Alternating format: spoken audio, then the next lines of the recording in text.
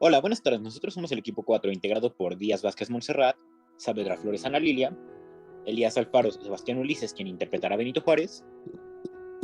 Bienvenidos al podcast El Presidente Perfecto. El día de hoy tendremos el honor de entrevistar a una de las personalidades más grandes de la historia de México, el presidente Benito Juárez. Estaremos dialogando acerca de su extenso periodo de presidencia en el país. Es un gusto tenerlo con nosotros el día de hoy. Esperemos que esta entrevista sea de su agrado. El gusto es mío. Una de las más grandes premisas que me parece a mí es un paso de la transformación que usted aporta al país, es esa transformación en liberal puro. Cuéntenos de ella, ¿cómo se da? Verán, todo comienza en mi exilio a Nueva Orleans, en donde me dispuse a estudiar jurisprudencia en un instituto. Ahí entré en contacto con el liberalismo político en su máximo esplendor y en mi regreso a México me permitió dar un segundo salto hacia el mundo. Bien, sabemos que después de esto fue un proceso largo hasta llegar a la presidencia, pero cuéntenos, ¿cómo fue lidiar con los problemas que enfrentaba el país en aquella época?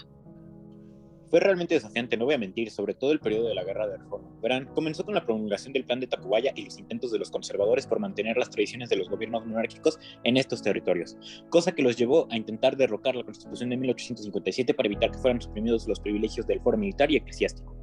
Estoy segura de que eso no fue lo peor, porque el 17 de diciembre de 1857, cuando se promulgó el Plan de Tacubaya, usted fue llevado a prisión, de manera que el general Ignacio Comonfort quedaría al mando del país. Exactamente, cuando me liberaron me dirigí a Guanajuato para restablecer mi gobierno constitucional de la República.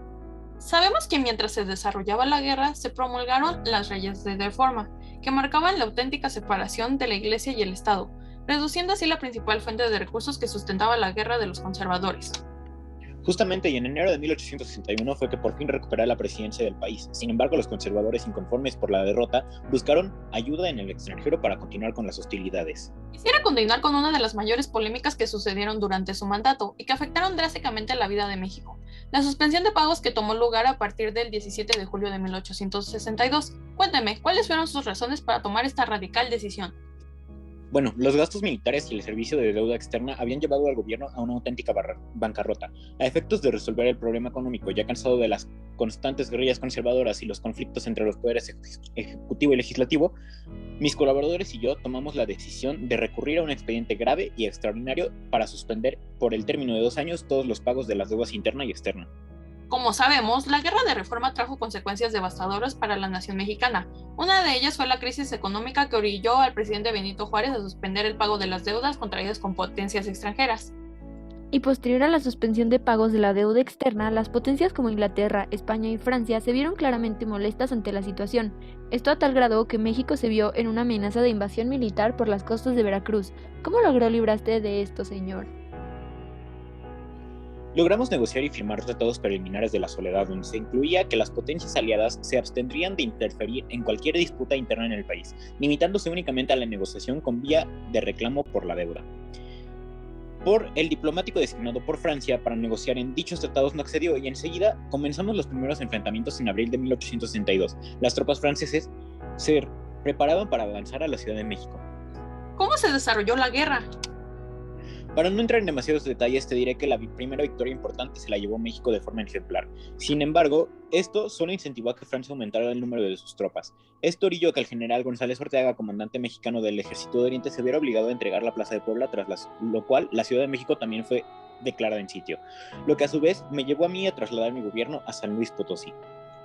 Con esto podemos afirmar que así se consolidaba el hecho de la nación adoptaría la monarquía como forma de gobierno, a lo que la corona imperial fue ofrecida a Maximiliano, archiduque de Austria, ¿cierto? Podríamos decir que sí, pero yo no iba a ceder tan fácil, así que volví a trasladar mi gobierno una vez más, esta vez en Monterrey. Pero al darse cuenta de que habíamos hecho esto ya un par de veces y que la monarquía tenía muchísima oposición, Maximiliano promulgó el decreto negro, donde se ordenaba ejecutar a todos los oficiales mexicanos que fueran capturados, por lo que mi vida corría extremo peligro. ¿Usted cómo considera que fueron sus acciones durante su presidencia? Fue un periodo difícil y a pesar de todo, a mi parecer, mis acciones fueron las más acertadas que las circunstancias me permitían. Es difícil gobernar un país que acaba de salir de algo tan fuerte como una guerra de independencia. Conclusión: Benito Juárez ha sido una de las figuras más representadas de México. Sin duda es uno de los héroes más vigentes en la mente del mexicano y que sirve de inspiración a la figura presidencial. Sin embargo, esto es únicamente una idealización, como si de un personaje de ficción se tratara. El decir que fue un presidente perfecto es no aceptar que fue un humano como tú y como yo, que comete errores y que fue de todo menos perfecto.